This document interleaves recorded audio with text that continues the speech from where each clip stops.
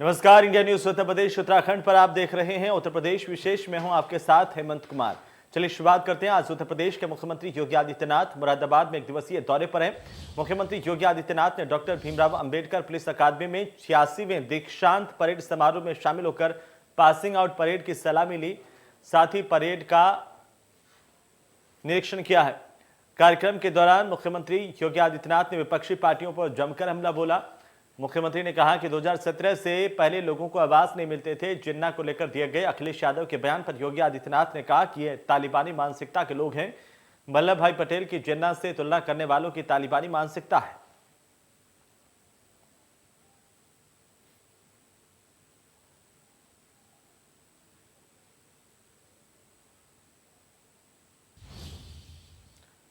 उधर जिन्ना को लेकर के बवाल हुआ है। आपको बता दें कि बसपा प्रमुख मायावती ने ट्वीट किया है। मायावती ने लिखा है कि बीजेपी और समाजवादी पार्टी की मिलीभगत है। चुनाव को लेकर हिंदू मुस्लिम की राजनीति की जा रही है। सपा भाजपा राजनीति में एक दूसरे के पूरक हैं।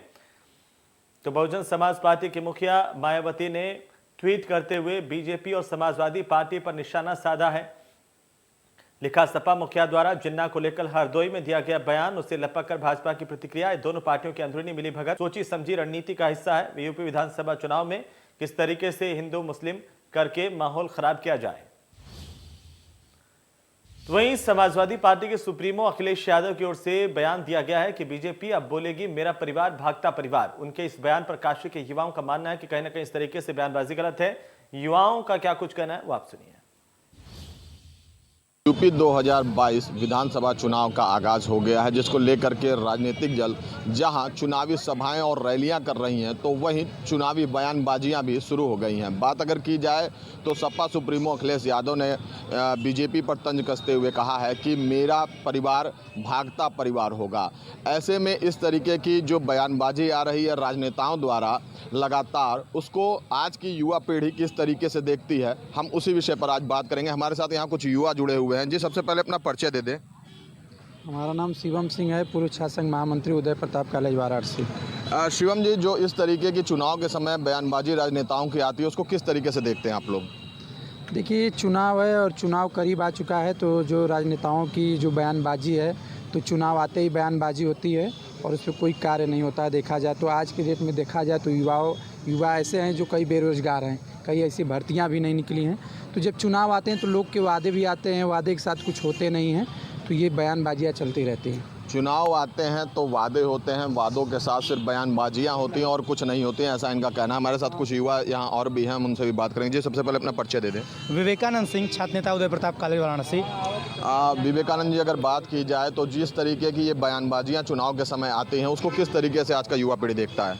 देखिए, अब युवा भी जान चुका है कि जब चुनाव आता है तभी ये लोग बयानबाजी करना स्टार्ट करते हैं। हम ये कहते हैं कि बीच में चाहे जो भी हो, आप स्टार्टिंग से ही लगे रहिए, स्टार्टिंग से युवाओं के बारे में सोचिए। युवाओं पे लाठीचार्ज होती है, युवाओं को बर्बरतापूर्वक पीटा जाता है, तो आप घर में बैठे रहते हैं। अभी कोरोना काल था, कोरोना काल में भी युवाओं के साथ बहुत ही कुछ गलत हुआ, तो सारा विपक्ष बैठा था घर में। लेकिन आज जब चुनाव आ गया तो प्रियंका जी का कुछ बयान आ रहा है, अखिलेश यादव जी का कुछ बयान आ रहा है। आप लोग सौहार्द का भाव लाइए ना, चुनाव को चुनाव की तरह लड़िए। हम लोग यही कहेंगे, चाहे सरकार जिसकी भी हो, वो युवा के बारे में सोचे। युवा देश के रीढ़ का हड्डी है और युवा जब आगे जाएगा तभी देश का विकास होगा। युवा जब देश से आगे जाएगा तभी देश का विकास होगा, ऐसा इनका कहना है। हमारे साथ यहाँ कुछ युवा और भी हैं, हम उनसे भी बात करेंगे कि किस तरीके की, क्या ऐसे नेताओं को युवा पीढ़ी वोट देने का काम करेगा, क्योंकि कहीं ना कहीं युवाओं के कंधे पे ही देश का भार होता है। जी, सबसे पहले अपना परिचय दे दें। मेरा नाम अंशुमान सिंह है, मैं विद्यापीठ का छात्र नेता हूँ। अंशुमान, जिस तरीके की ये बयानबाजियाँ आती हैं, क्या आज का युवा पीढ़ी ऐसे नेताओं को वोट देने का काम करेगा? नहीं, युवा पीढ़ी किसी ना किसी को वोट तो देगा ही। इन्हीं नेताओं में से किसी को वोट देना है हमें, चाहे हम भाजपा के साथ जाएं, चाहे कांग्रेस के साथ जाएं, चाहे सपा के साथ जाएं, चाहे किसी गठबंधन के साथ जाएं, पर वोट तो देना ही है। ये तो हमारा जन्मसिद्ध अधिकार है।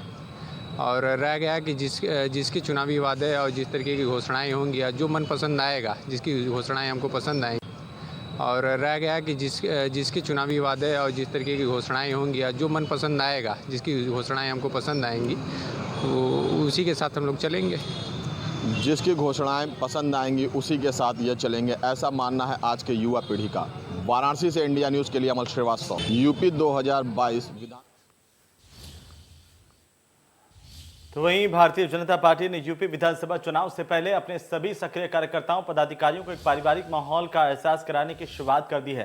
पार्टी की तरफ से प्रदेश भर के लाखों सक्रिय कार्यकर्ताओं को त्योहार के मौके पर कमल रूपी तोरण द्वार और दीपावली किट दिया जा रहा है।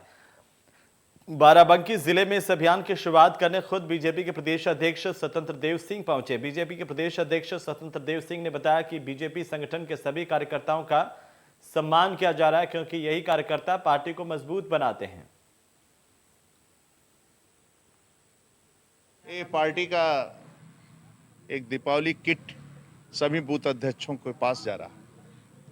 आज मैं स्वयं प्रदेश अध्यक्ष के नाते मेरा दायित्व तो बनता है कि संगठन की सबसे मजबूत इकाई, संगठन की सबसे ताकतवर इकाई और संगठन के समर्पित कार्यकर्ता निस्वार्थ भाव से सेवा करने वाले और पार्टी के विचारधारा को मजबूत रखने के लिए जो बूथ स्तर पर काम करते हैं, ऐसे बूथ अध्यक्षों का सम्मान करने के लिए, दीपावली किट देने के लिए और तोरण द्वार उनके दरवाजे पर लगाने के लिए, कमल तोरण द्वार उनके दरवाजे पर लगाने के लिए आज बूथ अध्यक्षों के घर घर, कुछ बूथ अध्यक्षों के घर पर गया और कुछ बूथ अध्यक्षों को वितरण किया। उधर प्रतापगढ़ में विधायक डॉक्टर आर के वर्मा के बिगड़े बोल सामने आए हैं। आपको बता दें कि अपना दल के बागी विधायक हैं डॉक्टर आर के वर्मा। महात्मा गांधी के राष्ट्रपिता होने पर उन्होंने सवाल उठाए। कहा, सरदार पटेल ने सैकड़ों रियासतों को एक एक करके अखंड भारत बनाया। सरदार पटेल को राष्ट्रपिता का दर्जा न देकर के महात्मा गांधी को आखिर क्यों दिया गया? इतिहास के पन्नों को कई बार पलटा, फिर भी ये समझ में नहीं आया। उन्होंने कहा कि विश्वनाथगंज विधायक ने भाजपा पर भी जमकर प्रहार किया। बीजेपी की इस बार उन्होंने कहा कि जमानत जब्त होगी। विधायक का भाषण सोशल मीडिया पर अब वायरल हो रहा है।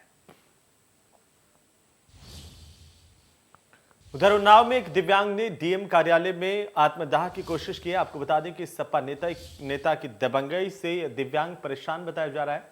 केरोसिन डालकर आत्महत्या करने का प्रयास इसकी तरफ से किया गया। दिव्यांग के आत्मदाह के प्रयास से हड़कंप मच गया। डीएम ऑफिस में मौजूद कर्मचारियों ने दिव्यांग को बचाया। पूर्व ब्लॉक प्रमुख पप्पू सिंह पर जमीन हड़पने के आरोप इस दिव्यांग ने लगाए हैं।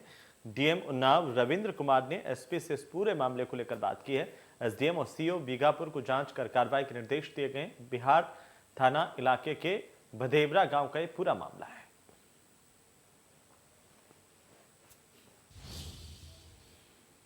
उधर आगरा में सरकारी मनमानी सामने आई है। स्कूलों में ताले लटके हुए नजर आ रहे हैं और शिक्षक यहां पर स्कूल तक आने की जहमत नहीं उठा रहे। टीचर्स का इंतजार कर बच्चे बिना पढ़े ही वापस लौट रहे हैं। टीचर्स की मनमानी पर अधिकारी भी कुछ बोलने के लिए तैयार नहीं है। स्कूलों में लटके हुए तालों का वीडियो सोशल मीडिया पर वायरल हुआ है। ये बाहर पीनाहट जैतपुर ब्लॉक क्षेत्र के अधिकतर स्कूलों के हालात हैं। गरीब बच्चों को पढ़ाई के लिए सरकारी स्कूलों के नाम पर यह कहा तो जाता है कि यहां पर पढ़ाई होती है, लेकिन लटकते हुए ताले बताते हैं कि ना तो यहां पर शिक्षक आते हैं, ना ही शिक्षा विभाग और मंत्री जी को इनकी कोई फिक्र है, क्योंकि ये गरीबों के बच्चे हैं। पढ़े ना पढ़े किसी को कोई फर्क नहीं पड़ता है। और शायद यही वजह है कि प्रशासन भी इस पर आंखें मूंदे हुए हैं। इन तस्वीरों को गौर से देखें कि किस तरीके से ये बच्चे आते तो हैं स्कूल, लेकिन स्कूल में मास्टर जी गायब हैं, ताले लटक रहे हैं, इसलिए कक्षाएं बंद हैं। बच्चे से बरामदे तक ही आ सकते हैं और इसके बाद खेलकर वापस घर जाने के लिए मजबूर हैं। टीचर्स की मनमानी सरेआम कैमरे में कैद हुई हैं और अब ये तस्वीरें वायरल हो रही हैं। तो स्कूलों में ताले लटके हुए हैं, टीचर्स आ नहीं रहे हैं और सरकार के प्रशासन के दावे तमाम हैं। इन दावों के बीच पोल खोलती ये तस्वीरें प्राथमिक विद्यालय बजरिया राजौरा ब्लॉक की है। उधर जल शक्ति मंत्रालय की ओर से आयोजित गंगा उत्सव के उपलक्ष्य में 1 नवंबर सोमवार को वाराणसी के दशाश्वमेध घाट पर नमामि गंगे में गंगा संरक्षण के लिए मानव श्रृंखला बनाई गई। सबका साथ हो, सब गंगा साफ हो के संकल्प को साध कर दशाश्वमेध घाट पर उपस्थित लोगों को स्वच्छता की शपथ दिलाई गई। इस मौके पर दुग्धाभिषेक कर गंगा स्वच्छता की अपील की गई। गंगा आरती के बाद गंगा तट की साफ सफाई करके लोगों को जागरूक किया गया। वहीं गंगा किनारे पड़ी गंदगी को समेटकर कूड़ेदान तक पहुंचाया गया। गंगा को चुनरी ओढ़ाई गई बाकायदा, उससे जरूरतमंद महिला को देकर के संदेश दिया गया कि लोग गंगा में कपड़ों का प्रवाह नहीं करें।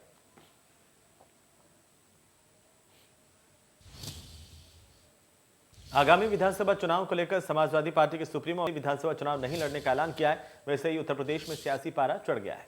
अखिलेश के चुनाव नहीं लड़ने का ऐलान करने पर सूबे के परिवहन मंत्री अशोक कटारिया ने सीधे कह डाला कि अखिलेश यादव की घबराहट की निशानी है। बीजेपी सरकार के यूपी में काम देखकर अखिलेश यादव चुनाव लड़ने का साहस नहीं कर पा रहे हैं। उन्होंने कहा कि यूपी में 300 सीटें जीतकर बीजेपी फिर से सरकार बनाएगी। परिवहन मंत्री अशोक कटारिया यही नहीं रुके। उन्होंने कहा कि सपा के शासन में बहु बेटियों का घर से निकलना मुश्किल था। अगर ऐसा उन्होंने वक्तव्य दिया है तो निश्चित रूप से ये घबराहट की निशानी है, और वो घबराए, स्वाभाविक रूप से घबराए हैं इसलिए क्योंकि उत्तर प्रदेश में भारतीय जनता पार्टी की सरकार ने काम इतने किए हैं कि वो साहस नहीं जुटा पा रहे। और वाकई उत्तर प्रदेश में भारतीय जनता पार्टी की 300 से ऊपर सीटें इस बार भी आने वाली हैं, और चारों तरफ जनता भारतीय जनता पार्टी की सरकार बनाने के लिए प्रतिबद्ध हो। उधर दीपावली के मौके पर यूपी के सभी 75 जिलों में गंगोत्सव कार्यक्रम बड़ी हर्षोल्लास धूमधाम से मनाया जा रहा है। बिजनौर की अगर हम बात करें तो बिजनौर के गंगा बिराज घाट पर दीपावली गंगोत्सव का आयोजन किया गया। गंगोत्सव की शुरुआत प्रभारी मंत्री कपिल देव अग्रवाल ने दीप प्रज्वलित कर की। यह कार्यक्रम 3 नवंबर तक चलेगा।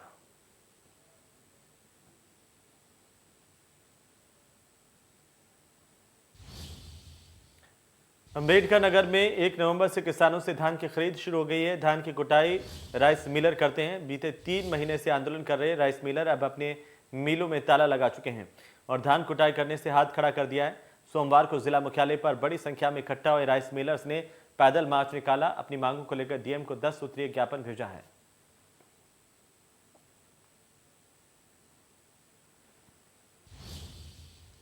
लखीमपुर हिंसा पर अखिलेश यादव ने ट्वीट करते हुए लिखा है कि हर महीने की 3 तारीख को लखीमपुर किसान स्मृति दिवस मनाएं, बीजेपी की क्रूरता याद दिलाएं।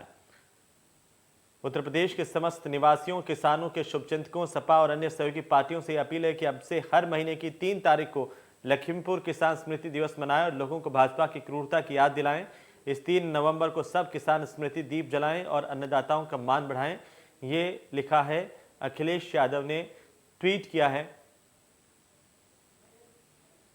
तो अखिलेश यादव ने सभी से 3 नवंबर को किसान स्मृति दिवस मनाने का आह्वान किया है। लखीमपुर की घटना को लेकर के अखिलेश ने लिखा है कि हर महीने की 3 तारीख को भाजपा की क्रूरता को याद दिलाने के लिए लखीमपुर किसान स्मृति दिवस मनाएं। उधर नोएडा में सोलवर गैंग का भंडाफोड़ हुआ है। आपको बता दें कि 3 रिटायर्ड फौजियों समेत 10 आरोपी गिरफ्तार किए गए हैं। 2.5 साल से यह पूरा गैंग सक्रिय था। 25 से 50 लाख रुपए तक यह गैंग वसूलता था।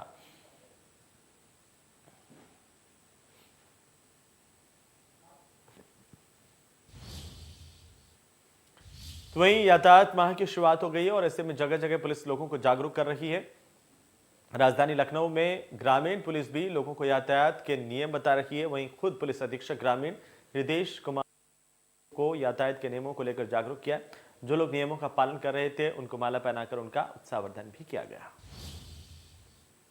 आज से यातायात माह की शुरुआत हुई है। आपको बता दें इस वक्त राजधानी लखनऊ के हम ग्रामीण क्षेत्र में हैं और ये टोल प्लाजा है, दक्षिणा टोल प्लाजा, जहां पर देख रहे हैं खुद जो यहां के कप्तान साहब हैं, यहाँ के जो पुलिस अधीक्षक महोदय हैं, वो लोगों को, जो लोग पूरी तरह से ट्रैफिक नियमों का पालन कर रहे हैं उनको किस तरह से उनको फूल दे रहे हैं और उनका उत्साहवर्धन कर रहे हैं। वहीं जो लोग ट्रैफिक रूल्स का पालन नहीं करते हैं उनको भी यहाँ पर समझाया जाता है और रिक्वेस्ट की जाती है कि कृपया अपना और अपने बच्चों का ध्यान देते हुए ट्रैफिक रूल्स का पालन करें। आप देख रहे हैं कि किस तरह से यहाँ लोगों को माला भी पहनाई जा रही। जो लोग ट्रैफिक रूल्स का पालन कर रहे हैं उनको किस तरह से देख रहे हैं कि माला पहना रहे हैं, पहले जाँच कर रहे हैं पूरा।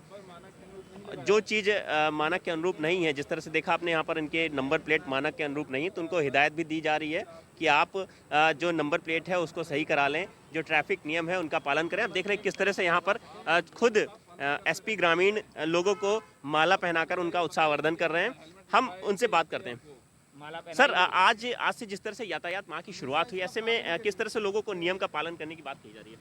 देखिए, अभी आपने देखा कि हमने काफ़ी देर नियमों के संबंध में बताया। नियमों का पालन करने से व्यक्ति को अपने जीवन की, अपने धन की और अपनी सामाजिक प्रतिष्ठा की किस प्रकार से सुरक्षा होती है उस सब के बारे में बताया। उसी के क्रम में हम ऐसे लोगों को जो हमारे ट्रैफिक नियमों का पालन करते हैं उनका एक सम्मान स्वरूप, उनका एक समाज के जागरूक नागरिक होने के कारण उनका हम स्वागत कर रहे हैं, उनको पुष्प अर्पित किए जा रहे हैं। सर, माना जा रहा है कि नवंबर काफ़ी त्योहारों से भरा हुआ होता है, तो ऐसे में ज़्यादा लोगों की चहलकदमी रहती है, ज़्यादातर यातायात काफ़ी बढ़ जाता है। तो ऐसे में लोगों को किस तरह से जो ट्रैफिक को कंट्रोल करने के लिए किस तरह से पुलिस फोर्स का भी किया गया? देखिए, ये यातायात जागरूकता माह नवंबर में विशेष रूप से इसलिए रखा है क्योंकि इसमें त्यौहार होते हैं, इसमें हमारी बात ज़्यादातर लोगों तक पहुंच सकती है। यदि हम कहीं पे चेकिंग करते हैं, यदि हम कहीं पे कैंप लगा के यातायात के नियमों का परिचय देते हैं, तो ज़्यादा लोगों तक हमारी बात पहुंचती है। और आप जानते हैं, जैसे भीड़ सड़कों पर बढ़ती है, उसमें दुर्घटना की संभावना भी अधिक हो जाती है। तो ऐसे स्तर में यदि उसी समय को हम लोग चुने अपनी बात यातायात के नियमों से संबंधित अपनी बात पब्लिक तक पहुंचाने में, तो उस का प्रभाव कहीं ना कहीं हमें दुर्घटनाओं में कमी के रूप में देखने को मिलेगा।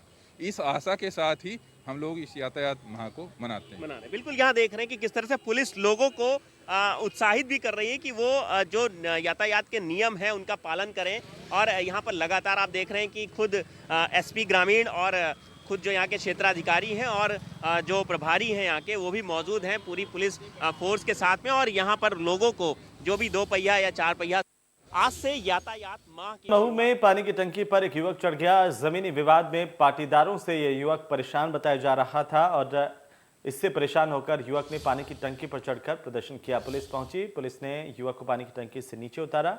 मामले में कार्रवाई का आश्वासन दिया गया है।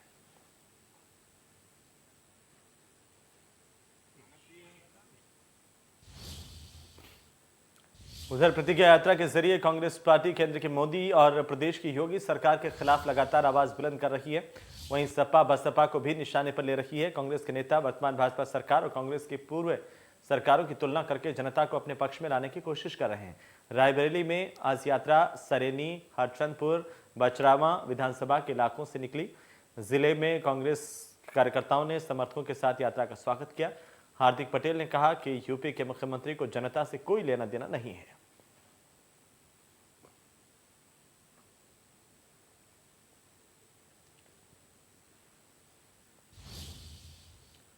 उधर एटा में यातायात महीने की शुरुआत की गई। जिलाधिकारी ने फीता काटकर के कार्यक्रम की शुरुआत की। 1 से 30 नवंबर तक यहां पर यातायात माह मनाया जा रहा है। कार्यक्रम के दौरान लोगों को यातायात से संबंधित जानकारी दी गई है।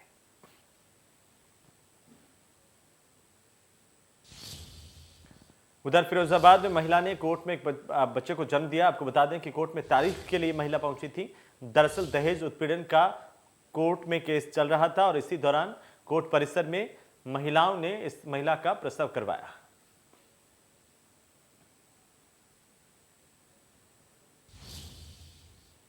वहीं उत्तर प्रदेश की राजनीति में जिन्ना की एंट्री ने सियासी गलियारों में बवाल मचाकर रख दिया है। आपको बता दें कि कल समाजवादी पार्टी के राष्ट्रीय अध्यक्ष अखिलेश यादव ने जिन्ना को महात्मा गांधी, जवाहरलाल नेहरू और सरदार वल्लभ भाई पटेल के समकक्ष रख करके चुनावी सभा को संबोधित किया था।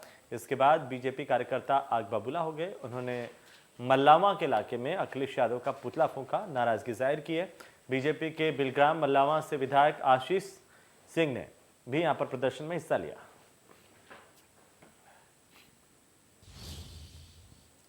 तो चलिए इसी के साथ ही उत्तर प्रदेश विशेष में फिलहाल इतना ही। नमस्कार।